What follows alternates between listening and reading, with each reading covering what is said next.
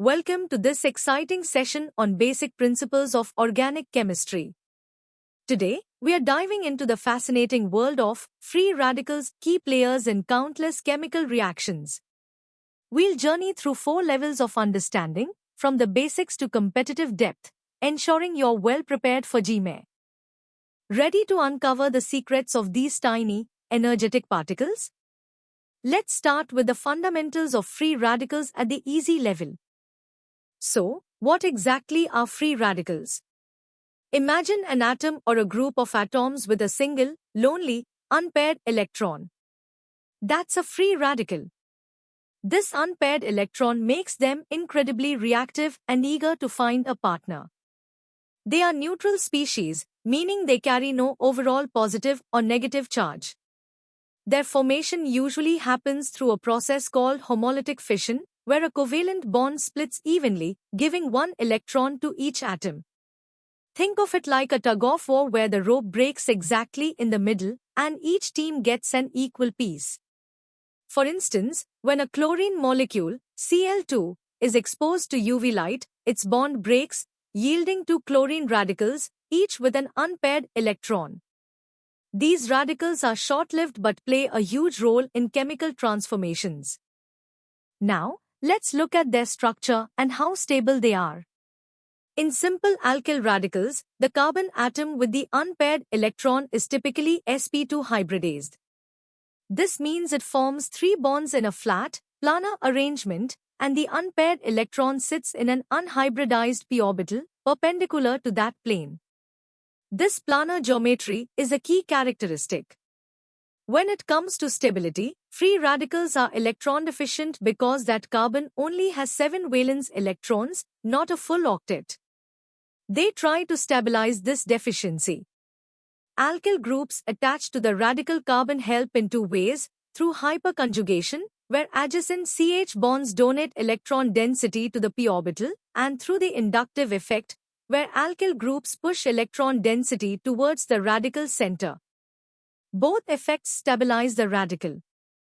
This leads to a clear stability order. Tertiary radicals are the most stable, followed by secondary, then primary, and finally the methyl radical, which is the least stable. The more alkyl groups and alpha hydrogens, the more stable the radical.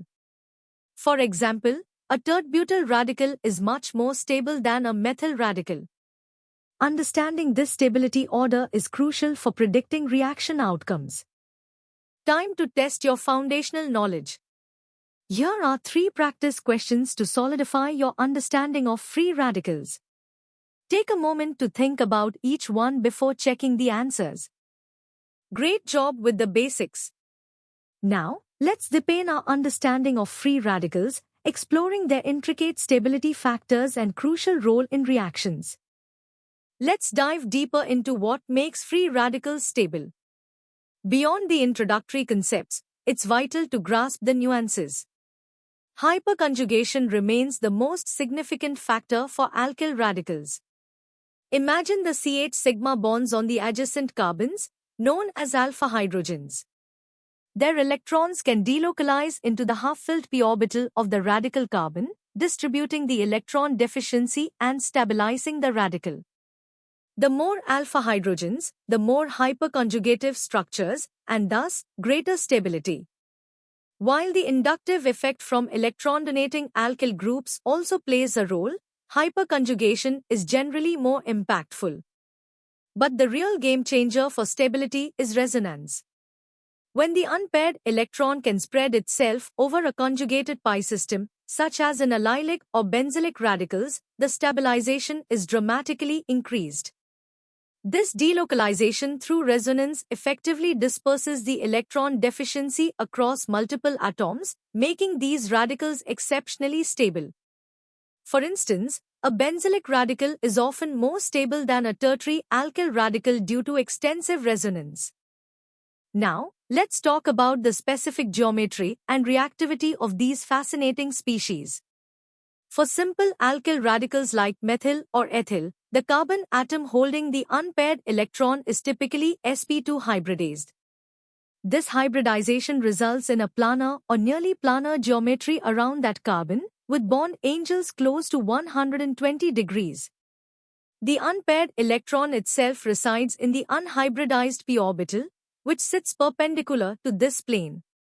While methyl radical is perfectly planar, larger alkyl radicals might exhibit slight pyramidal distortion, but they rapidly invert, essentially behaving as planar. This planar nature is important for stereochemical outcomes in reactions. Because of that lone, unpaired electron, free radicals are inherently highly reactive. They are constantly seeking to complete their electron octet. This drives them to abstract atoms, often hydrogen or halogens, from other molecules, forming a new bond and simultaneously generating a new radical. They can also combine with another radical to form a stable covalent bond, or add across a double bond to initiate polymerization. This high reactivity makes them crucial intermediates in many organic reactions. Free radicals are not just theoretical concepts, they are the driving force behind a significant class of organic reactions, particularly free radical chain reactions. A prime example is the halogenation of alkanes, such as the chlorination of methane. These reactions proceed through a three-step chain mechanism. It all starts with *** initiation ***, where a weak bond, like the ClCl bond in chlorine gas, breaks homolytically under UV light or heat, forming two highly reactive chlorine radicals. These radicals then kick off the *** propagation *** steps. In propagation, a radical reacts with a stable molecule, abstracts an atom, forms a new stable molecule, and critically, generates a **new radical. For example, a chlorine radical can abstract a hydrogen from methane to form HCl and a methyl radical. This methyl radical then reacts with another chlorine molecule to form chloromethane and regenerate a chlorine radical, continuing the chain. Finally, the reaction comes to an end in *** termination *** steps, where two radicals combine with each other to form a stable, non-radical molecule, effectively removing radicals from the system and breaking the chain. This understanding of chain reactions is fundamental to predicting the products and mechanisms of many industrial and natural processes. All right, you've absorbed more about free radical stability and reactivity. Now, test your understanding with these 5 medium-level practice questions. Good luck! Excellent work! Now, let's elevate our understanding further. We'll compare free radicals with other intermediates and delve into their detection and detailed reaction mechanisms. Let's perform a crucial comparison: free radicals versus carbocations and carbanions. These three are the most common reactive intermediates in organic chemistry, and understanding their distinctions is fundamental. A *** free radical *** is neutral, characterized by an unpaired electron. Its carbon center is typically sp2 hybridized and planar, possessing only 7 valence electrons, making it electron deficient. A *** carbocation ***, on the other hand, is positively charged, with an empty p orbital, also sp2 hybridized and planar, but even more electron deficient with only 6 valence electrons. Its stability is primarily governed by electron-donating inductive effects and hyperconjugation. Conversely, a *** carbanion *** is negatively charged, possessing a lone pair of electrons. Its carbon center is usually sp3 hybridized, adopting a pyramidal geometry, and it is electron-rich with a full octet of 8 valence electrons. Carbanion stability is enhanced by electron-withdrawing groups that can delocalize the negative charge. Recognizing these differences in charge, electron count, hybridization, and geometry is key to predicting their behavior in reactions.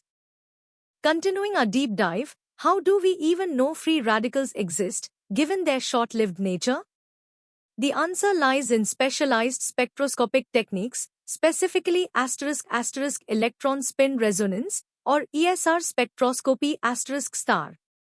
Also known as electron paramagnetic resonance, EPR, This technique is perfectly suited for detecting species with unpaired electrons. The principle is elegant because an unpaired electron has a magnetic moment. When a sample containing free radicals is placed in a strong magnetic field and irradiated with microwaves, these unpaired electrons absorb energy and transition between different spin states. The resulting spectrum provides invaluable information. It confirms the presence of free radicals, allows for the determination of their concentration and crucially, through what's called hyperfine coupling constants, it gives details about the identity of the atoms near the radical center. This structural information helps chemists elucidate the exact structure of the radical and understand the intricate mechanisms of reactions where they are involved. Without techniques like ESR, studying these elusive intermediates would be incredibly challenging. Let's revisit the mechanism of free radical reactions, focusing on the detailed steps and their stereochemical implications. We already know the three main stages: initiation, propagation, and termination. In initiation a radical initiator, like a halogen molecule, undergoes homolytic cleavage, often driven by light or heat, to generate the initial free radicals. These primary radicals then enter the propagation phase, which is a cyclic process. A radical reacts with a stable molecule, abstracts an atom, like hydrogen or a halogen, forming a new stable molecule and simultaneously generating a new radical. This new radical then reacts with another stable molecule, continuing the chain. It's a self-sustaining cycle that allows a small number of initiating radicals to drive the reaction of many molecules. Finally, termination steps occur when two radicals collide and combine to form a stable, non-radical product, effectively ending the chain. Now, regarding stereochemistry when a free radical is formed at a chiral carbon center, the original chirality is typically lost. This is because most alkyl radicals adopt a planar or rapidly inverting pyramidal geometry. This planar intermediate can then be attacked from either face with equal probability by another atom or group. The result, if the product is chiral, is the formation of a racemic mixture an equal blend of both enantiomers. This loss of stereochemical information is a hallmark of many free radical reactions at chiral centers. You've tackled some complex concepts. Now, challenge yourself with these 7 hard-level questions. They require a deeper analytical approach and a solid grasp of reaction mechanisms and comparisons. Congratulations on making it this far. Now, prepare to embark on the hardest level, where we'll explore the competitive depth of free radicals, their quantitative aspects, and their profound impact on science and engineering. Let's begin our deepest dive by looking at the quantitative side of radical stability through bond dissociation energies, or BDEs. BDE is the energy required to homolytically break a specific covalent bond, forming two radicals. A lower BDE for a CH bond directly implies that the resulting carbon radical is more stable. For example, the BDE for a tertiary CH bond is significantly lower than that for a primary CH bond. This quantitatively confirms our observed stability order. Tertiary radicals are indeed more stable than secondary, which are more stable than primary radicals. Similarly, allylic and benzylic CH bonds exhibit remarkably low BDEs, providing strong evidence for their exceptional resonance stabilization. This quantitative understanding using BDEs is not just academic, it's a powerful tool for predicting the regioselectivity of free radical reactions, as reactions tend to proceed through the formation of the most stable radical intermediate.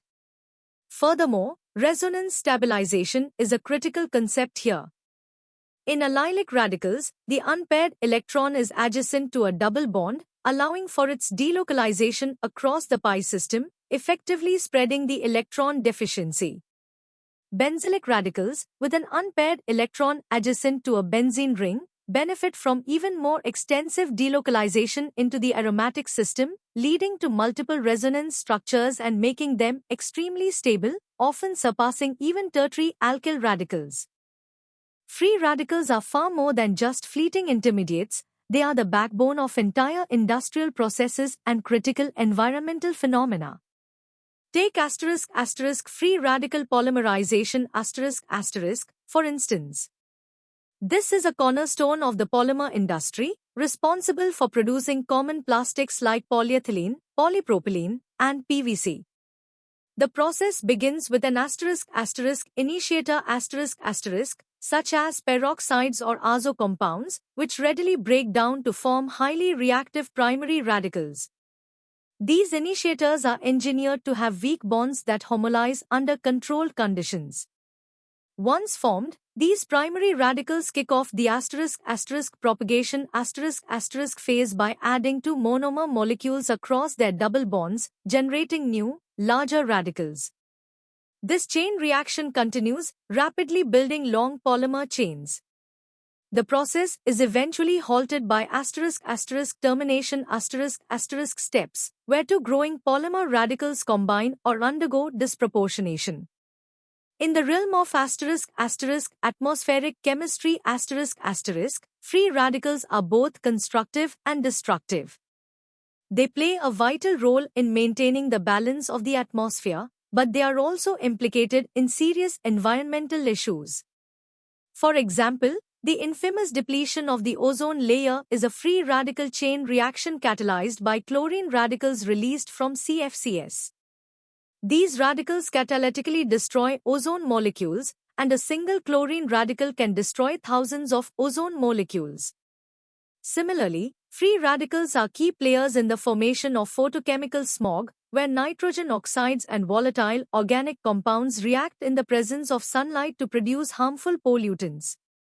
Understanding these complex radical mechanisms is essential for developing solutions to environmental challenges. To control and harness free radical reactions, chemists and engineers rely on two key classes of compounds, initiators and inhibitors. Free radical initiators are substances specifically designed to readily form free radicals under relatively mild conditions, such as gentle heating or UV irradiation. Common examples include organic peroxides, like benzoyl peroxide, and azo compounds, such as azobisobutyronitrile, or AIBN. These compounds possess weak bonds that undergo facile homolytic cleavage, generating the initial radicals needed to start a chain reaction. They are indispensable in industrial processes like radical polymerization, where they dictate the rate of polymerization and the molecular weight of the resulting polymer. On the other side, we have free radical inhibitors also known as scavengers. These compounds are designed to do the opposite. They react with free radicals to form stable, non-radical products, thereby stopping or significantly slowing down radical chain reactions. Essentially, they scavenge or trap the reactive radicals. Antioxidants, like vitamin E and BHT, butylated hydroxytoluene, are classic examples, used to prevent the spoilage of food and the degradation of polymers by inhibiting unwanted radical reactions. Oxygen itself can act as a radical scavenger. From an engineering perspective, the precise control over the concentration and type of both initiators and inhibitors is paramount. In polymer manufacturing, for instance, the choice and amount of initiator directly influence the final polymer's molecular weight, branching, and overall properties. Inhibitors are used to prevent premature polymerization or to stabilize products during storage. Understanding this delicate balance allows for the optimization of industrial processes, from cracking hydrocarbons in the petroleum industry to synthesizing advanced materials with tailored properties. This intricate control over radical chemistry underpins a vast array of modern technologies and products. The legacy and impact of understanding free radicals extend across multiple scientific and engineering disciplines, forming a critical chain of knowledge. In materials science, The ability to precisely control free radical polymerization has revolutionized the plastics industry, allowing for the synthesis of polymers with specific properties, from flexible films to rigid structural components. This control dictates molecular weight, polydispersity, and even the architecture of branched polymers. In biochemistry and medicine free radicals, particularly reactive oxygen species like superoxide and hydroxyl radicals, are implicated in various physiological and pathological processes, including aging, inflammation, and cancer. The development of antioxidant therapies is directly linked to understanding how these biological radicals function and can be neutralized. In environmental science our knowledge of free radical mechanisms is crucial for addressing issues like air pollution, where radicals drive the formation of photochemical smog, and ozone depletion, as we discussed earlier. This understanding informs policy and the development of remediation strategies.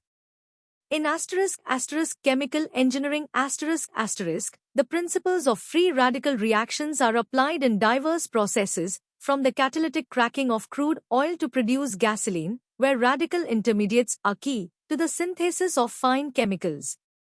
Engineers leverage this knowledge to optimize reaction conditions, enhance yields, and ensure product purity. Finally, in fundamental research the study of free radicals continues to push the boundaries of our understanding of chemical reactivity, leading to the discovery of new reaction pathways and the design of novel synthetic methodologies. This interconnected chain of knowledge, originating from the basic principles of organic chemistry, underscores the profound and far-reaching impact of free radicals on our world. You've journeyed through the most challenging aspects of free radicals. Now, apply your comprehensive understanding to these first 5 competitive-level questions. Good luck! Keep pushing your limits. Here are the final 5 hardest questions to truly test your mastery of free radicals. These require deep analysis and integration of concepts. And that concludes our in-depth exploration of free radicals. We hope this journey, from easy to hardest, has significantly enhanced your understanding and preparedness. For more such comprehensive and engaging educational content, visit synapse.omaps.in. Don't forget to subscribe to our channel for regular updates and more insightful lessons. Keep learning, keep growing, and excel in your G-Main preparation.